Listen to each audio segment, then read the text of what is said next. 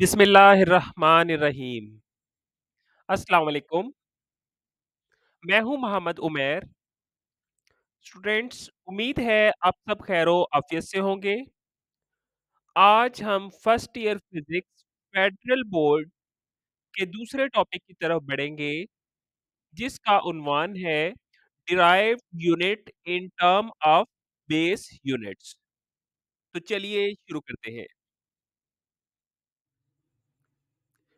प्यारे बच्चों, वीडियो का बाकायदा आगाज़ करने से पहले आपको बताता चलूँ कि आज की इस वीडियो में हम क्या-क्या चीज़ें सीखने जा रहे हैं।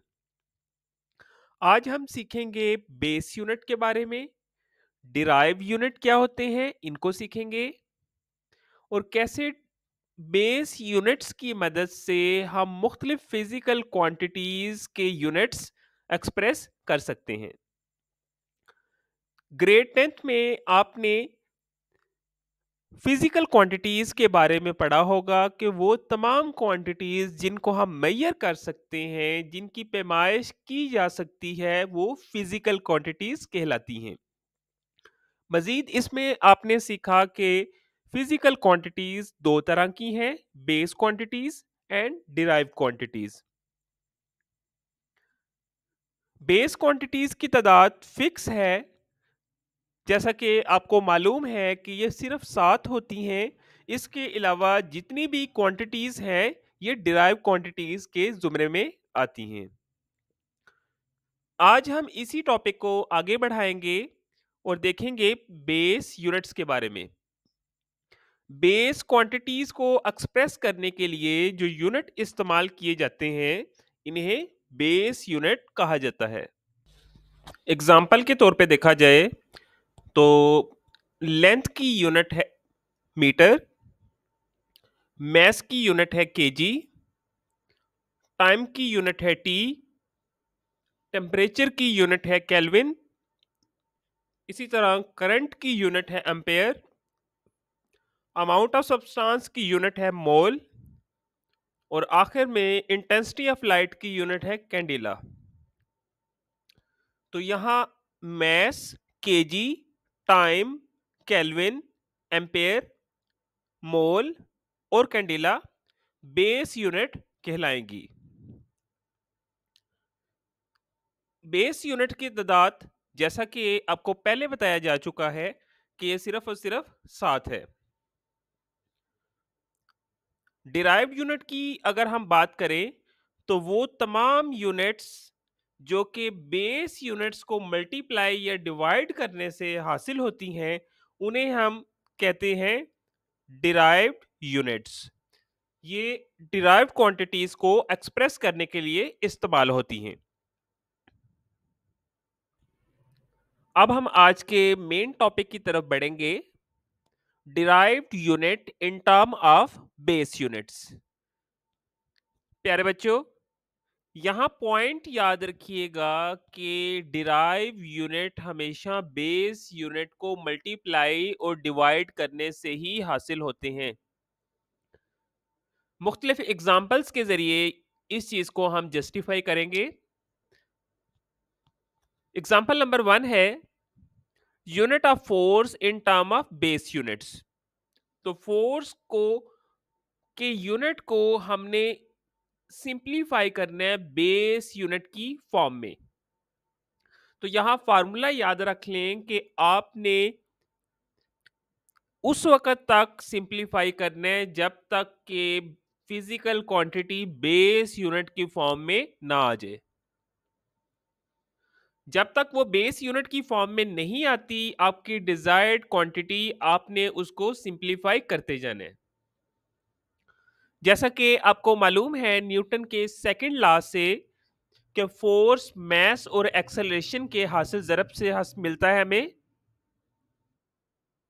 पिछले क्लासेस में आप पढ़ चुके हैं कि एक्सेलरेशन इक्वल होता है वेलोसिटी और टाइम के। तो यहाँ हम एक्सेलरेशन की जगह पुट करेंगे वेलोसिटी और टाइम। तो एक्सप्रेशन हमारे पास आ जाएगा F is equal to M V R T. Velocity खुद एक डिराइव यूनिट है, जो कि डिस्प्लेसमेंट आर टाइम से हासिल होता है। तो इसको भी हम बेस यूनिट की फॉर्म में लिखेंगे। F is equal to M, 1 RT velocity की यूनिट हम लिखेंगे डिस्प्लेसमेंट आर टाइम। अब इस फिजिकल क्वांटिटी को जब हम बेस यूनिट की फॉर्म में लिखेंगे तो मैस की यूनिट है केजी, डिस्प्लेसमेंट की यूनिट होती है मीटर, और नीचे टाइम का स्केयर है तो टाइम ऐसा यूनिट में सेकंड्स में मेजर किया जाता है। तो इसकी यूनिट हमारे पास बनेगी सेकंड स्केयर। मजीद इसको सिंप्लीफाई करेंगे तो टाइम की यूनिट ऊपर आके माइनस हो जाएगी। तो फाइनल एक्सप्रेशन हमारे पास आएगा एफ इज इक्वल टू के जी मीटर पर सेकेंड स्क्वेयर। जरा गौर करें तो फोर्स की जो यूनिट है अब केजी, ये भी एक हमारे पास बेस यूनिट है। आगे मीटर भी हमारे पास एक बेस यूनिट है और सेकंड भी हमारे पास एक बेस यूनिट है। तो इसी के साथ हमारी पहली एग्जांपल मुकम्मल होती है। तो गौर करें तो आपको मालूम होगा कि हमने अपने फाइनल एक्सप्रेशन में अपने फार्मूला को बेस यूनिट की फॉर्म में सिंप्लीफाई किया है। Derive units in term of base unit में आज की हमारी दूसरी एग्जांपल है unit of work in term of base units.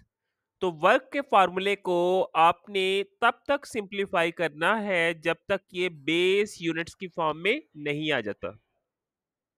जैसा कि आप जानते हैं वर्क इक्वल होता है फोर्स इनटू डिस्प्लेसमेंट।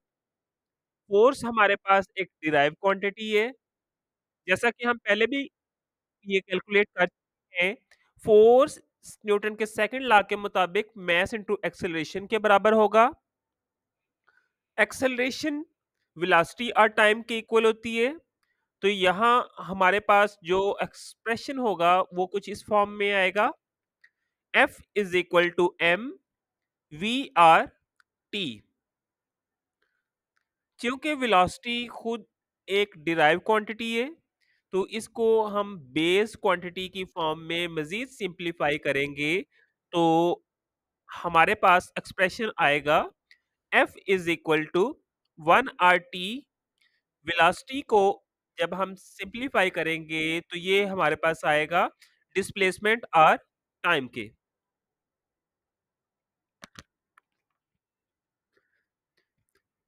मजीद आगे बढ़ें तो हमारे पास फोर्स के लिए जो एक्सप्रेशन आएगा वो इक्वल होगा, मास की यूनिट केजी है, डिस्प्लेसमेंट की यूनिट मीटर आएगी, नीचे टी का स्केयर था तो टाइम की ऐसे यूनिट है सेकंड, तो यहां हमारे पास आ जाएगा एस का स्केयर।